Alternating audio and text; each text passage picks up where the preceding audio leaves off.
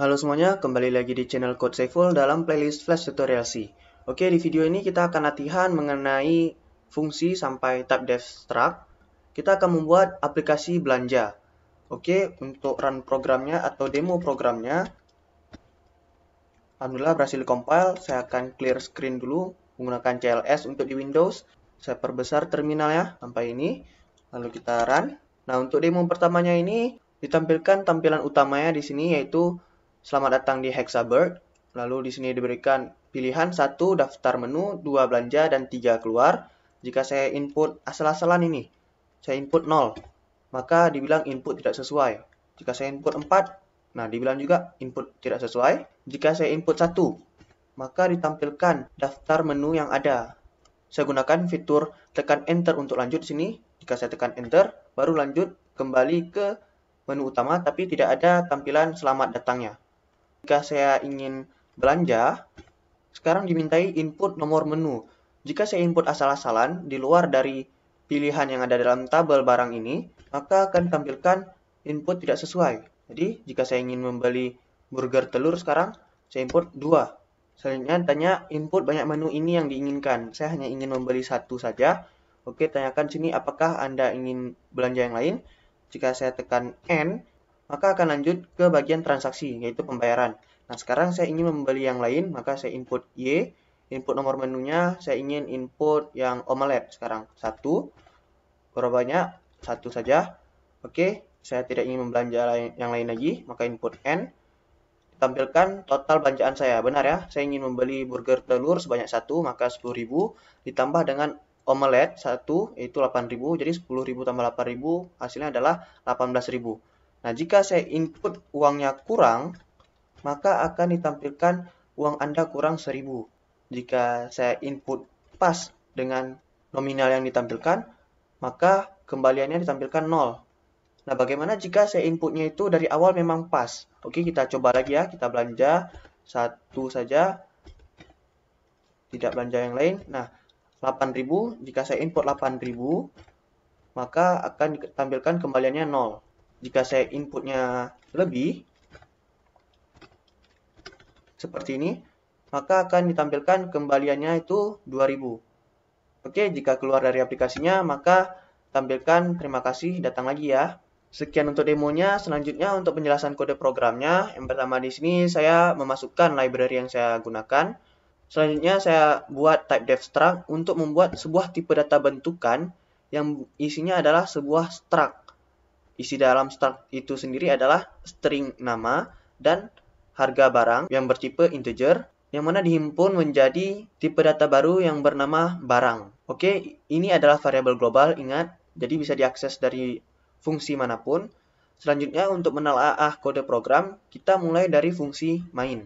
Nah, dalam fungsi main ini, pertama saya deklarasikan variabel pilihan yang bernilai 0 untuk input pilihan yang user input nantinya. Pertama saya cetak dulu sini selamat datang, lalu saya gunakan perulangan while agar aplikasi ini terus berulang hingga user input 3. Variabel pilihan ini ditentukan dari fungsi pilih. Kita lihat fungsi pilih. Fungsi pilih berada di bagian paling atas di sini.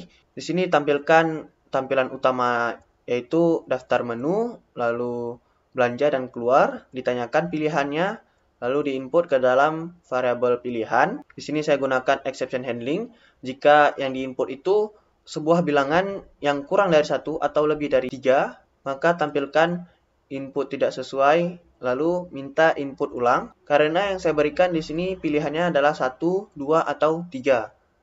Lalu fungsi ini mengembalikan nilai dari variabel pilihan. Jadi jika di sini diinput 1, maka fungsi ini akan mengembalikan nilai 1. Lalu dalam program main akan dibaca dan disimpan ke dalam variabel pilihan. Lalu digunakan switch case di sini untuk menentukan variabel pilihan itu jika nilainya 1, maka jalankan fungsi menu. Jika pilihannya 2, maka jalankan fungsi belanja. Nah, jika selain itu, otomatis pastilah pilihannya adalah 3. Jika dipilih 3, maka lakukan yang default. Bagian default tidak perlu break ya, ingat karena ini pilihan yang terakhir. Oke, tadi asumsi saya variabel pilihan yang diinput oleh user adalah 1. Maka jalankan fungsi menu. Nah, jika kita lihat bagaimana fungsi menu itu adalah seperti ini. Jadi di sini dideklarasikan variabel barang 1, barang 2, dan barang 3 yang bertipe barang. Yang mana tipe data barang ini sudah saya buat menggunakan type def struct di atasnya. Jadi saya akses isi dari variabel barang 1, namanya itu adalah omelet. Barang 1 titik harga, yaitu harganya 8. Begitu juga barang 2 dan barang 3. Lalu saya membuat tabelnya menggunakan cara manual. Di sini saya cetak nama barang satunya apa, lalu harganya berapa. Dengan demikian, saya bisa menjadi lebih dinamis dalam pengubahan datanya, yang mana cukup diubah datanya di sini saja.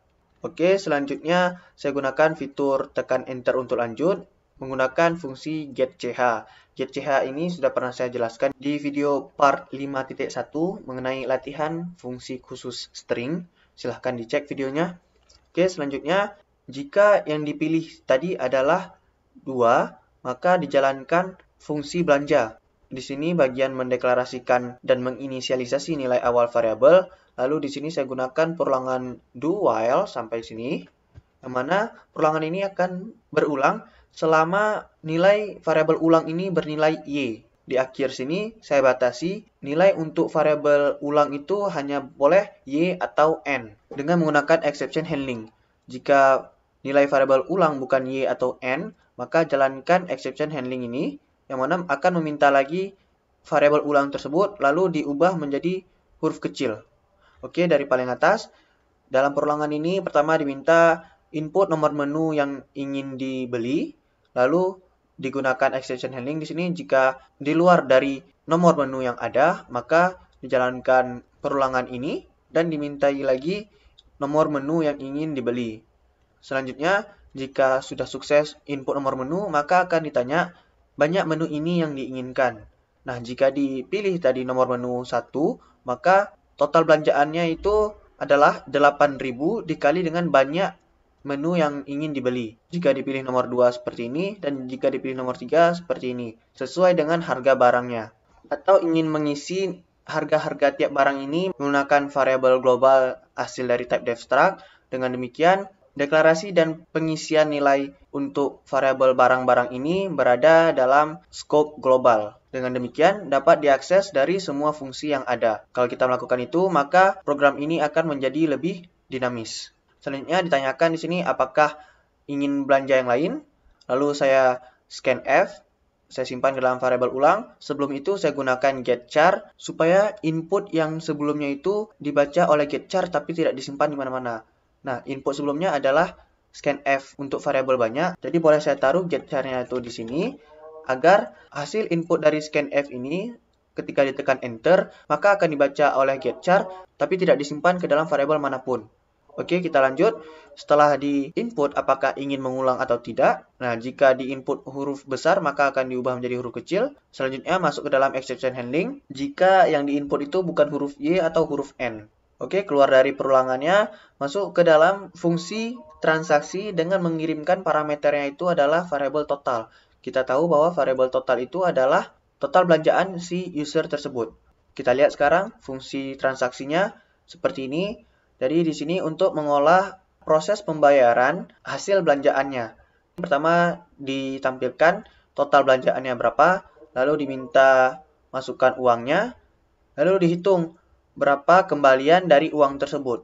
Dengan cara mengurangi uang yang dimasukkan dengan total belanjaannya. Nah, jika kembalian itu kurang dari 0 atau negatif, atau uangnya itu kurang, maka lakukan perulangan ini, yang mana ditampilkan di sini uang yang kurang menggunakan fungsi abs, karena dalam kasus ini variabel kembalian bernilai negatif, jadi digunakan fungsi abs atau absolut atau mutlak agar yang negatif menjadi positif. Selanjutnya meminta uang tambahan untuk dikalkulasikan kembali variabel kembaliannya. Nah, jika kurang lagi uangnya, maka akan dilakukan lagi perulangannya. Jika kembalian tersebut bernilai 0 atau lebih dari 0, maka perulangan ini berakhir, masuk ke bagian sini untuk ditampilkan kembaliannya, sesuai dari kalkulasi yang sebelumnya. Sudah berakhir fungsi transaksi, sudah berakhir juga fungsi belanja, masuk ke bagian program main lagi. maka akan dilakukan lagi perulangan while-nya, yang mana akan menampilkan fungsi pilih lagi, yaitu pilihan utama programnya. Nah, sekarang jika yang diinput pilihannya adalah 3, yaitu keluar dari aplikasinya, maka akan jalankan bagian default ini.